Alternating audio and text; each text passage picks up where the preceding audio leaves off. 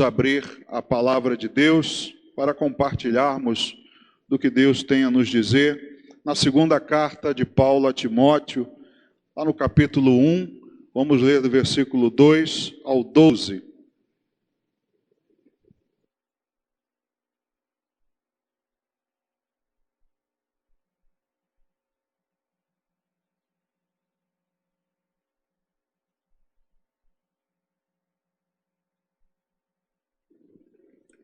Segunda carta de Paulo a Timóteo, no capítulo 1, do versículo 2 ao 12, diz assim a palavra de Deus: Ao amado filho Timóteo, graça, misericórdia e paz, da parte de Deus Pai e de Cristo Jesus, nosso Senhor. Dou graças a Deus, a quem, desde os meus antepassados, sirvo com consciência pura, porque, sem cessar, me lembro de ti nas minhas orações, noite e dia. Lembrado das tuas lágrimas, estou ansioso por ver-te, para que eu transborde de alegria pela recordação que guardo de tua fé sem fingimento, a mesma que, primeiramente, habitou em tua avó Lóide e em tua mãe Eunice, e estou certo de que também em ti. Por esta razão, pois, te admoesto que reavives o dom de Deus que há em ti pela imposição das minhas mãos, porque Deus não nos tem dado espírito de covardia, mas de poder, de amor e de moderação. Não te envergonhes, portanto, do testemunho de nosso Senhor, nem do seu encarcerado, que sou eu. Pelo contrário, participa comigo dos sofrimentos a favor do Evangelho, segundo o poder de Deus, que nos salvou e nos chamou com santa vocação, não segundo as nossas obras, mas conforme a sua própria determinação e graça, que nos foi dada em Cristo Jesus, antes dos tempos eternos, e manifestada agora pelo aparecimento de nosso Salvador Cristo Jesus, o qual não só destruiu a morte, como trouxe à luz a vida e a imortalidade mediante o Evangelho, para o qual eu fui designado pregador, apóstolo e mestre, e por isso estou sofrendo estas coisas. Todavia, não me vergonho, porque sei em quem tenho crido, e estou certo de que Ele é poderoso para guardar o meu depósito até aquele dia. Amém. Vamos orar. Deus, precisamos ouvir Tua voz, Pai. Precisamos da Tua direção, dos Teus ensinamentos, algo útil, meu Deus, para a nossa vida, que seja ouvido por todos nós nessa noite. Meu Deus, a nossa expectativa é essa. Não estamos aqui, meu Deus, não temos interesse em palavras humanas de homens, filosofias, doutrinas, autoajuda. Não, meu Deus, o nosso desejo, a vontade que temos aqui é de ouvir a Tua voz, o verdadeiro alimento. Ó Pai, clamamos a Ti que pelo Espírito Santo essa ministração seja feita, que a Tua palavra flua nesse lugar, alcance corações e que ela seja praticada, meu Deus. Que não fique apenas no nosso plano mental, mas que seja colocada em prática. Assim, meu Deus, me coloco nas Tuas mãos, pedindo graça, unção e poder no Espírito Santo. Assim oramos em nome de Jesus. Amém. Amém, irmãos, podem sentar. Amados, esta é a segunda carta de Paulo a Timóteo, é conhecida como uma das cartas pastorais. Essa, a primeira carta e também a carta de Tito, é uma carta que Paulo escreve ao seu amado filho Timóteo, num contexto em que ele está já sabedor do seu fim. Você conhece um pouco da história da segunda carta a Timóteo. Timóteo era o responsável, era ele quem conduzia a congregação em Éfeso, e Paulo então dá a ele, nessa carta pastoral, conselhos. E isso não quer dizer também que ela sirva somente para pastores. É uma carta, qualquer uma das três pastorais, é uma carta que pode ser usada em ministração para pastores, é claro, mas isso não quer dizer que ela não seja para todos nós. Nessa mesma carta, Paulo diz a Timóteo que toda a Escritura é útil, não é? Para o ensino, para a repreensão, para a educação na justiça, Paulo então diz que a carta é útil e ela é para todos nós também. É uma carta em que, além de conselhos pastorais, há conselhos gerais para todos os cristãos, por isso também nos inclui, não é? Nós somos também alvo, uma carta em que ele fala dos estímulos ao Timóteo, os estímulos da fé. Timóteo, muitos acreditam que, sendo o dirigente da igreja em Éfeso, por ser muito jovem, isso o afetava, havia algumas pessoas que tinham a resistência quanto a isso, e ele, talvez por causa dessa juventude, inexperiência, timidez, talvez isso estivesse prejudicando. Paulo, então, dá a ele algumas instruções, já no final da sua vida, mas fala também a respeito de coisas, de comportamentos, de condutas que ele deveria ensinar a todos, não é? Há um texto aqui, um trecho da carta, em que ele diz, no meu texto aqui, no meu título, diz as falsas doutrinas e os falsos crentes, como corrigi-los. Então dá instrução também a respeito de conduta. É nessa carta aqui que ele diz que nos últimos dias os homens seriam arrogantes, jactanciosos. Então são ensinamentos tanto para o pastor Timóteo, mas também como para o cristão Timóteo, e isso então também nos alcança. E o que fica também evidente nessas duas cartas é como Paulo se refere a Timóteo. Você já teve também a oportunidade de ouvir a maneira carinhosa, amorosa que Paulo se refere a Timóteo, como um filho, um relacionamento emocionante, um relacionamento que eu destaco que isso está em falta hoje. Eu, particularmente, sinto a necessidade de presenciar e de vivenciar esse relacionamento. Hoje, ainda mais com o isolamento, isso está mais escasso do que antes. Como eu disse, o que vivemos hoje não começou de março para cá. Já vinha há algum tempo, não é? Sempre nós admoestando, falando aos irmãos a respeito do esvaziamento, né? Das ausências, da falta dos irmãos nos cultos do meio de semana. Então isso já é bastante antigo. E esse relacionamento, com isso tudo que tem acontecido, nós temos visto, eu tenho visto, que há muita falta disso. Esse relacionamento tão emocionante, tão bonito de se ver, que nós vamos ver aqui, um relacionamento quase que de pai para filho, e era, na verdade, filho na fé, era alguém que Paulo discipulou, Paulo ensinou, Paulo cuidou, não é?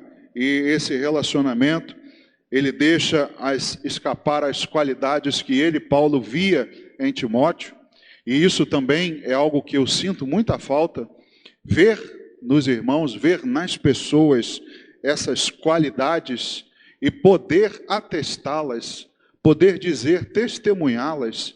Isso, irmãos, eu sinto bastante falta, sinto carência, é uma carência na igreja de uma maneira geral. Pode ser que haja algumas igrejas por aí, algumas congregações, em que haja esse relacionamento verdadeiro de irmãos, de pai para filho, de pessoas que se amam verdadeiramente, que sentem falta uma das outras, que querem exortar, estimular, orientar.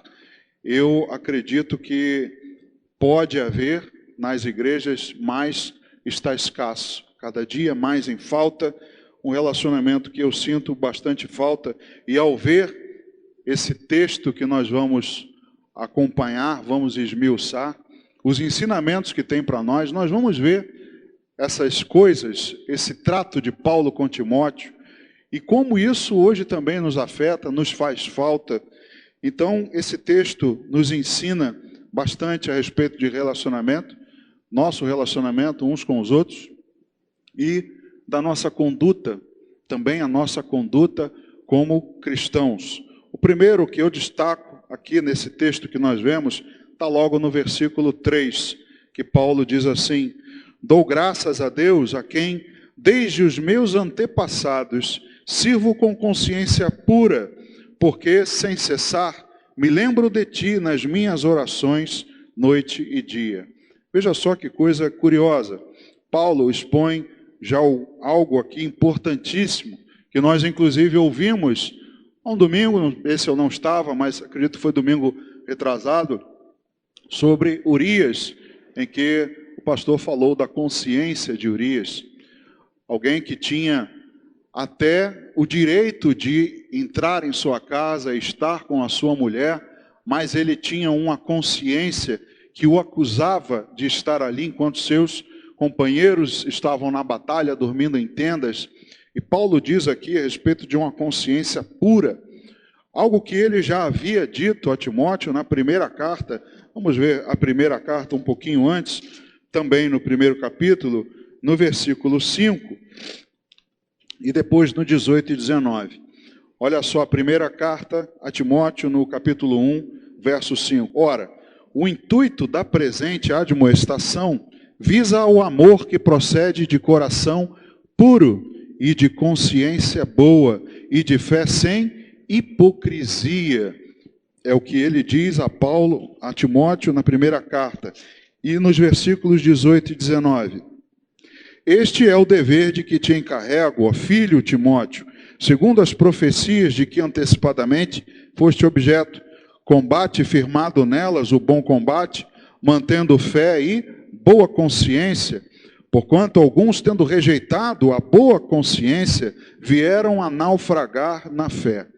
Paulo diz a Timóteo, então, nas duas cartas a respeito da consciência, e diz a ele para que ele deve manter essa fé, essa boa fé, uma fé sem hipocrisia e a boa consciência, porque alguns haviam rejeitado essas coisas e vieram a naufragar na fé. Veja só então que coisa importante e perigosa a consciência que falamos a respeito de Urias. E aí, Paulo reconhece aqui nesse texto que essa sua consciência pura, ela emerge até dos seus antepassados, emerge do seu serviço como judeu, porque ele diz que desde os seus antepassados ele serve com consciência pura. Ele reconhece que a sua redenção a Jesus, ela emergiu do judaísmo, não é de outra forma. É claro, Jesus também era judeu, mas Paulo reconhece que já servia antes, e ele tem essa consciência pura de que tem servido a Deus. Consciência pura de quem serve a Deus. Irmãos, isso também é algo que nos faz falta hoje em dia. A consciência a gente poderia definir que é um conjunto de valores, regras e talvez até punições que nós criamos, é algo individual, algo que nós fazemos e nós mesmo julgamos a nossa conduta com base nessa consciência, nesse conjunto de regras e de valores, e nós nos inocentamos ou nós nos condenamos. O problema é que a consciência a cada dia vem ficando mais cauterizada, mais afetada pelo pecado, mais desvirtuada, tanto que as pessoas, dependendo até da cultura, as pessoas não têm a consciência de culpa, de que alguma coisa é errada. Ora, eu cresci nesse ambiente, essa conduta para mim aqui é normal, então isso não me acusa, não me condena. Outros, por causa da vida de pecado, mesmo numa sociedade, fazem coisas condenáveis, mas a consciência não acusa. É o caso do psicopata. O psicopata faz o que faz, mas a consciência não o acusa. Ele não está nem aí, ele não se incomoda com o seu sentimento, com o que está causando a você. Então, irmãos, a consciência de quem serve a Deus, como será a nossa consciência se um dia ela nos questionar? Você já parou para pensar nisso? Se a sua consciência te questionar? Porque nós não somos questionados a respeito da nossa vida passada, dos nossos pecados, amém? Isso Cristo levou, Ele levou sobre si as nossas enfermidades, as nossas iniquidades, nos livrou delas. Isso a nossa consciência não pode nos arguir, mas o que Paulo diz aqui é que ele serve com uma consciência pura. E aí, irmãos, daqui a algum tempo, como é que será a sua consciência, esse conjunto de valores e regras que você estabeleceu ou vai estabelecer até o final da sua caminhada cristã? Como é que será que isso vai arguir você?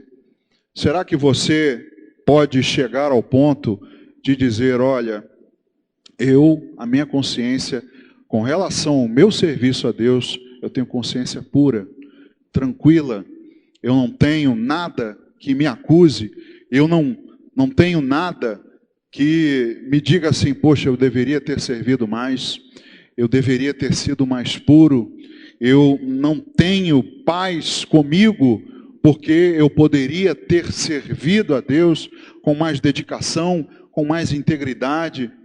Será que a consciência, irmãos, vai nos questionar? Paulo também fala sobre esse assunto quando escreve aos Coríntios, lá na primeira carta, no capítulo 4, dos versículos 1 ao 5. Veja só, a primeira carta aos Coríntios, capítulo 4, do verso 1 ao 5. Assim, pois, importa que os homens nos considerem como ministros de Cristo e despenseiros dos mistérios de Deus. Ora, além disso, o que se requer dos despenseiros é que cada um deles seja encontrado fiel. Todavia, a mim muito pouco se me dá de ser julgado por vós ou por tribunal humano. Nem eu tampouco julgo a mim mesmo, porque de nada me argui a consciência. Contudo, nem por isso me dou por justificado, pois quem me julga é o Senhor. Paulo diz aos coríntios que, se o julgarem, ele também não está nem aí. Mas ele não tem uma consciência que venha arguí-lo, porque ele estava bem consciente de que servia com consciência pura, com zelo, com dedicação. Como ele mesmo disse, o que importa é que nos considerem como ministros e despenseiros, aquele a quem nos foi dado alguma coisa para tomar conta, um mordomo. E o que se espera de nós é que nós sejamos encontrados em fidelidade, com fé. Então, irmãos, Paulo diz que a ele, a sua consciência não vai arguir. E a cada um de nós, será que a nossa consciência vai nos arguir? Porque, irmãos, eu acredito que se Jesus não voltar, muitos de nós, aqui ou alguns, vão passar por um momento em que Paulo estava passando aqui, escrevendo essa segunda carta, sabendo que os seus dias estavam contados, poucos. Ele diz, agora já estou para ser entregue por libação, agora já estou para ser morto, já estou para entregar a minha vida. E Paulo, nesse momento, estava tranquilo, com a sua consciência pura e tranquila. Mas se Jesus não voltar, nós vamos passar por um momento assim, irmãos. Nós vamos, talvez, chegar a um momento em que sabemos que o nosso momento está chegando. E se a consciência nos acusar?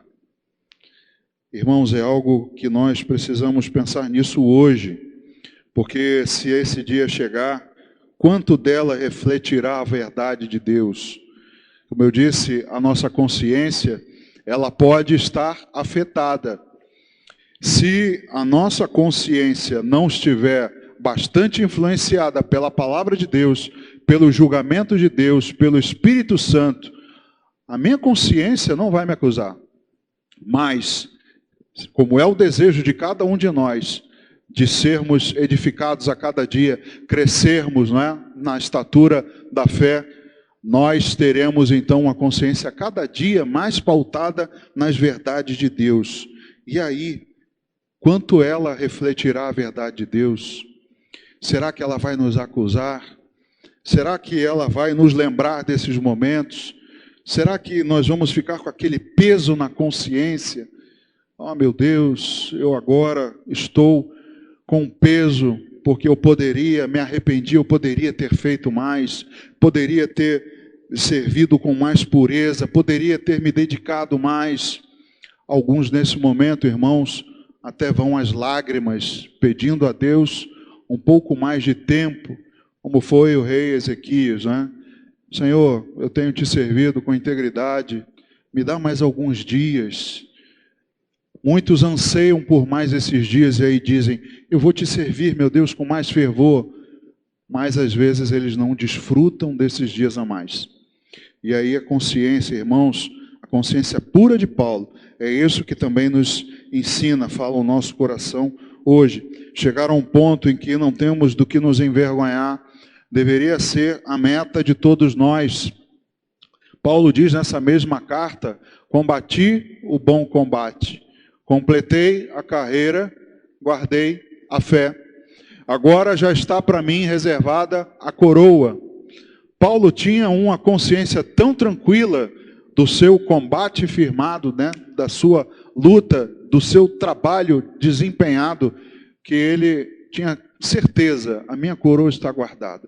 Eu fiz o que tinha que fazer. Chegar a esse ponto, irmãos, é a meta, deveria ser a meta de todos nós. Um outro exemplo, irmãos, que eu tenho como parâmetro, é a minha meta de vida.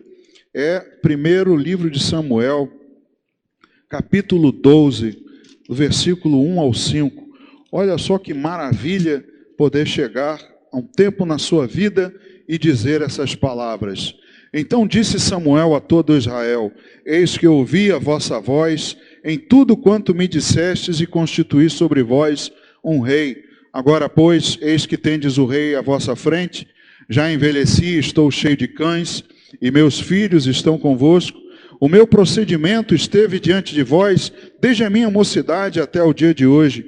Eis-me aqui, testemunhai contra mim perante o Senhor e perante o seu ungido, de quem tomei o boi, de quem tomei o jumento, a quem defraudei, a quem oprimi, e das mãos de quem aceitei suborno para encobrir com ele os meus olhos, e vos restituirei.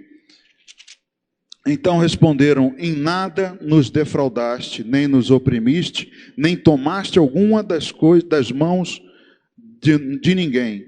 E ele lhes disse, o Senhor é testemunha contra vós outros, e o seu ungido é hoje testemunha, de que nada tendes achado nas minhas mãos. E o povo confirmou, Deus é testemunha.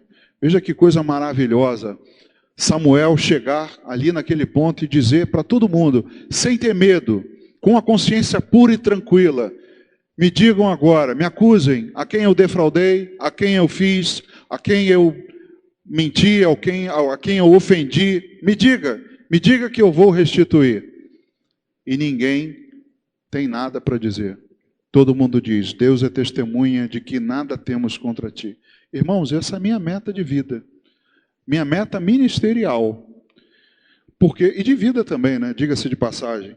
Porque está difícil de ver isso hoje no meio cristão.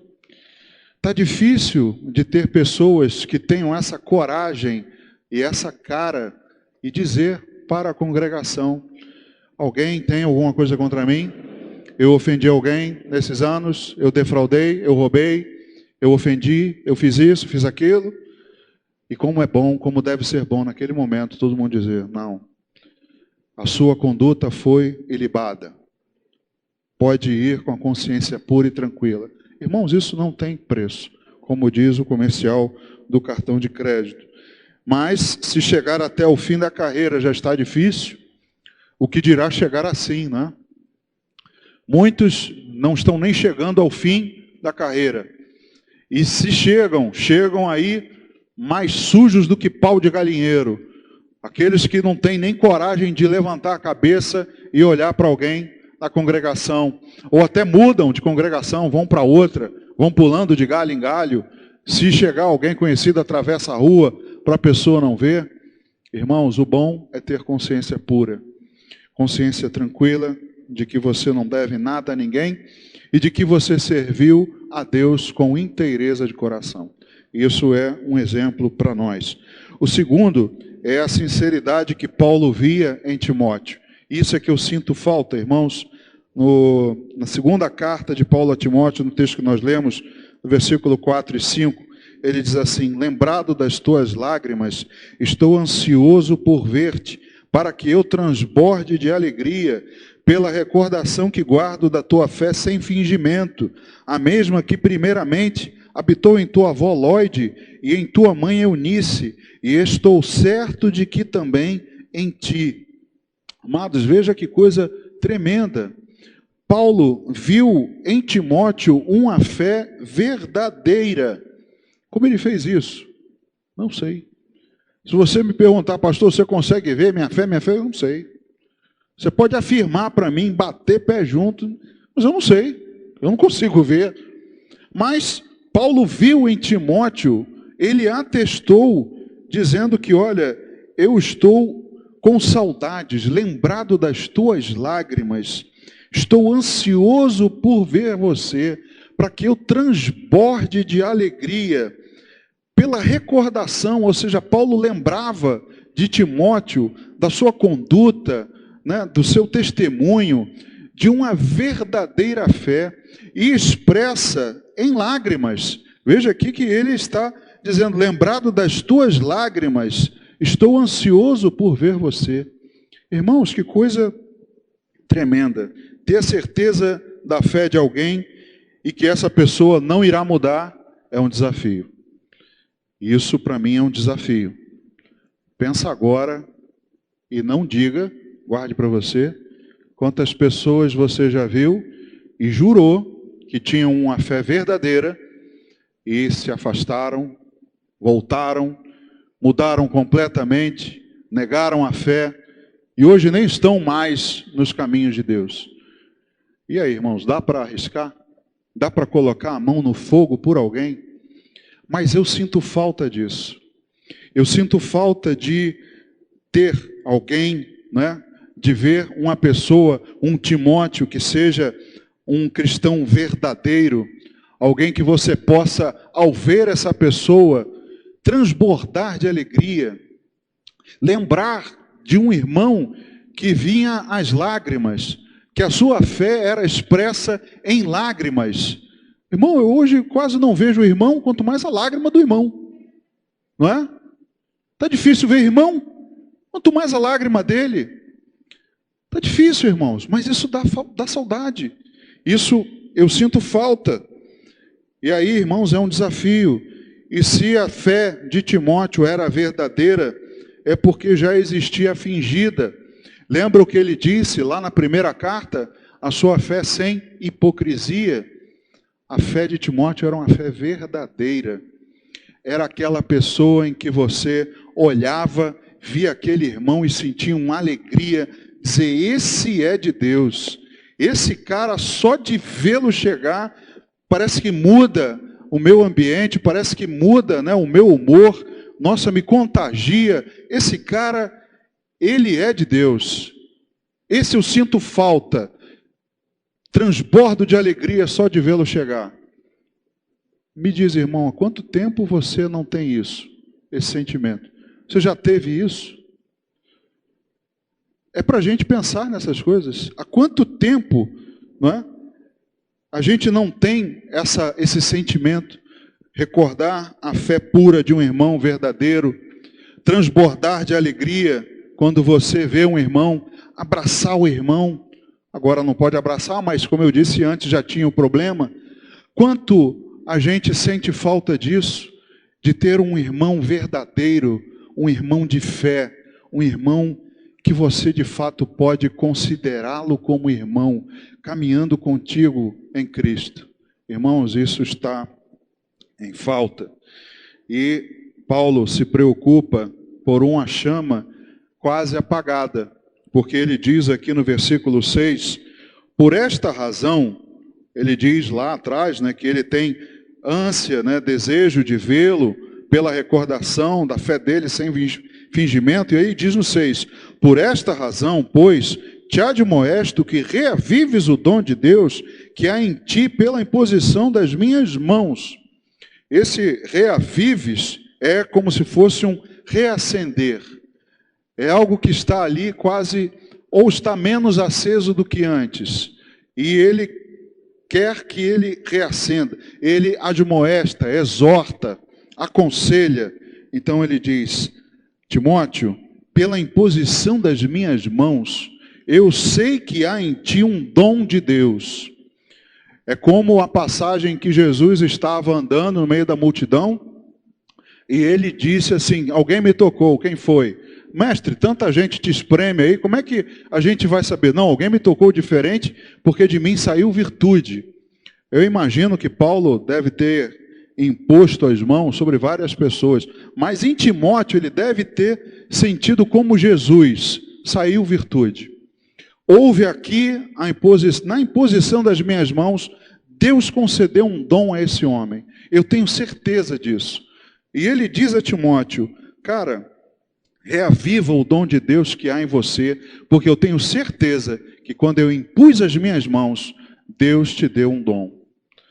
Olha só, irmãos, preocupado com Timóteo, já que há tanta certeza de Paulo com relação à fé dele, nós podemos então, por analogia, entender que alguém com fé verdadeira pode ter a sua chama se apagando.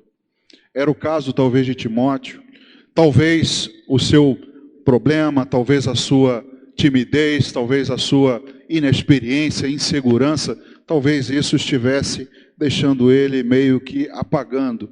E Paulo tem essa preocupação. Irmãos, cadê a nossa preocupação com a chama desse irmão verdadeiro que nós conhecemos, que está se apagando? O que nós fazemos? Será que nós terminamos de apagar? Nós pisamos, ainda amassamos? Ou exortamos essa pessoa, como Paulo fez? Reaviva, eu te admoesto, reaviva o dom de Deus que há em ti. O que nós fazemos, irmãos? Veja lá, já estamos chegando ao final, texto também bastante conhecido do profeta Isaías, que fala a respeito do ungido do Senhor. Isaías capítulo 42, do versículo 1 ao 4, diz assim: eis aqui o meu servo, a quem sustenho, o meu escolhido, em quem minha alma se compraz. Pus sobre ele o meu espírito, e ele promulgará o direito para os gentios. Não clamará, nem gritará, nem fará ouvir a sua voz na praça. Não esmagará a cana quebrada, nem apagará a torcida que fumega. Em verdade, promulgará o direito. Não desanimará, nem se quebrará, até que ponha na terra o direito, e as terras do mar aguardarão a sua doutrina. É o que Isaías profetiza a respeito de Jesus, dizendo que ele não apagaria a torcida que fumega. Aquela vela que está no finalzinho, né, e a gente vai lá e com os dedos apaga. Não, Jesus não veio para isso, ele veio para soprar sobre nós o Espírito, para que essa chama volte a acender, e é o que Paulo diz: reaviva esse dom de Deus que há em ti, Timóteo. Não deixa que isso se apague. É uma preocupação, e não é tão difícil, irmãos, de fazermos isso, já que quem tem que reavivar não somos nós. A nós basta apenas a exortação. Paulo diz a Timóteo de maneira bem clara: reavives o dom de Deus que há em ti. Paulo não diz assim: Timóteo, vem cá que eu vou reavivar o seu dom. Não, ele apenas exorta. Então, irmãos, exortar não é difícil. Às vezes, com uma exortação, alguém decide reavivar, decide reacender a chama que está se apagando, que está caindo aí, né, numa descendente. E nós vamos ver aqui, para terminar, que a razão de fazermos isso, e a razão de Paulo fazer isso, é que não podemos chegar à covardia e à vergonha. O que Timóteo enfrentava, se ele não recebesse a admoestação, se ele não ouvisse do próprio Paulo tudo aquilo que ele aprendeu, Paulo diz: olha, mantenha a boa doutrina de que de mim ouvistes, mantenha, prega. Timóteo, continua, persevera. Se ele não ouvisse, talvez ele pudesse cair na covardia e vergonha, porque diz o versículo 7 e 8, porque Deus não nos tem dado espírito de covardia, mas de poder, de amor e de moderação. Não te envergonhes, portanto, do testemunho de nosso Senhor, nem do seu encarcerado, que sou eu. Pelo contrário, participa comigo dos sofrimentos a favor do Evangelho, segundo o poder de Deus. Então, Paulo diz a ele que a razão dele ter que reavivar o seu dom é que poderia chegar em vergonha, poderia chegar em covardia, porque não foi esse o Espírito que Deus nos deu. O Espírito dado não foi esse, mas pode chegar a esse ponto. O Espírito que Deus nos deu é de ousadia, mas se nós não reavivarmos o dom de Deus que há em nós, nós podemos chegar ao ponto de vergonha e de covardia, porque ele diz, não nos tem dado espírito de covardia e não te envergonhes. Então, o fim dessas coisas é covardia e vergonha. O covarde perde a capacidade de amar, de ser moderado, é o que ele diz aqui. Se há o espírito de covardia, não há o de poder, não há o de amor e não há o de moderação. Então, quem chega ao ponto de covardia, ele perde a capacidade de amar, perde a capacidade de ser moderado. Se também não há poder de Deus, não há nada. O que nós podemos fazer sem o poder de Deus, sem estarmos debaixo do poder de Deus, veja o que Paulo escreve aos Romanos no capítulo 15, dos versículos 17 ao 20, ele diz, tenho, pois, motivo de gloriar-me em Cristo Jesus, nas coisas concernentes a Deus, porque não ousarei discorrer sobre coisa alguma, senão sobre aquelas que Cristo fez por meu intermédio, para conduzir os gentios à obediência por palavra e por obras, por força de sinais e prodígios, pelo poder do Espírito Santo, de maneira que desde Jerusalém, circunvizinhanças, até ao Ilírico, tenho divulgado o Evangelho de Cristo, esforçando-me deste modo por pregar o Evangelho, não onde Cristo já for anunciado, para não edificar sobre fundamento alheio. Paulo então diz, olha, eu não vou discorrer sobre coisa alguma, a não ser sobre o Evangelho, a não ser sobre o que Jesus Cristo fez, divulgar a sua mensagem e com força de sinais, prodígios e poder do Espírito Santo. Sem isso, irmãos, nada somos. Sem isso, estamos apenas aqui falando. É uma palestra, né? É uma reunião, é um congresso. Não, nós precisamos do poder de Deus. A igreja não começou sem ele. Jesus disse, ficai aqui e recebereis poder e sereis minhas testemunhas. Se não tivermos poder, não somos testemunhas. Se não tivermos poder, nada fazemos. E ele também diz na segunda carta a Timóteo, no capítulo 3, no versículo 5, ele diz o seguinte, a respeito dos homens dos últimos dias. Todas essas, você depois vai ler aqui, todas essas características, e no versículo 5, ele diz, tendo forma de piedade, negando-lhe, entretanto, o poder, foge também destes. Há alguns que estão com uma aparência de piedade, uma aparência de praticar, né, o Evangelho, uma aparência de ministro, de sacerdote, mas negam o poder. E tem todos esses atributos aqui, desafeiçoados, caluniosos, tudo. Todos esses são aqueles que não podem, não vão conseguir, no final, chegar como Samuel e dizer, a quem defraudei, a quem roubei, de quem eu tirei. Então fuja da aparência, da piedade desses que têm apenas aparência e não têm o poder. O mesmo poder de Deus que nos salvou é o que mantém a igreja. Lá voltando ao texto que nós lemos no versículo 9 ao 11, que nos salvou, ele falando do poder de Deus no 8, segundo o poder de Deus, que nos salvou e nos chamou com santa vocação, não segundo as nossas obras, mas conforme a sua própria determinação e graça que nos foi dada em Cristo Jesus antes dos tempos eternos e manifestada agora pelo aparecimento de nosso Salvador, Cristo Jesus, o qual não só destruiu a morte, como trouxe à luz a vida e a imortalidade mediante o Evangelho, para o qual eu fui designado pregador, apóstolo e mestre. Então esse poder de Deus é o que hoje ainda nos mantém.